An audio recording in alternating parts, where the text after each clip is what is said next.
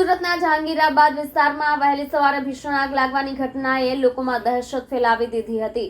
વૈષ્ણોદેવી બી બિલ્ડિંગના ત્રીજા માળે સ્ફોટક આગ લાગતા ફ્લેટમાં ફસાયેલા 4 લોકોને ફાયર બ્રિગેડે સફળતાપૂર્વક રેસ્ક્યુ કર્યા હતા। આગમાં કોઈ જાનહાનિ ન થઈ હોવા છતાં આખો ફ્લેટ ભસ્મીભૂત થઈ ગયો હતો। સુરતના જહાંગીરાબાદ વિસ્તારમાં વહેલી સવારે ભીષણ આગ લાગવાની ઘટનાએ લોકોમાં દહેશત ફેલાવી દીધી હતી। આ ઘટના વહેલી સવારે બની જ્યારે ફ્લેટમાં અચાનક આગ લાગી અને તરત જ આગ ભડાકા સ્વરૂપે ફેલાઈ ગઈ। આજુબાજુના લોકોએ ફાયર બ્રિગેડને સૂચના આપતા પાલનપુર, અડાજણ અને મોરાથી કુલ 6 ફાયર ફાઇટરની ગાડીઓ ઘટનાસ્થળે પહોંચી ફાયર ફાઇટર્સે લોખંડની સીડી અને અન્ય સાધનોની મદદથી ફ્લેટમાં ફસાયેલ લોકોને બહાર કાઢ્યા। આગ એટલી તીવ્ર હતી કે ફ્લેટની અંદરની બધી વસ્તુઓ સળગી ગઈ। ફાયર ફાઇટર્સે લગભગ કલાકો સુધી આગને નિયંત્રણમાં લેવાનો પ્રયત્ન કર્યો।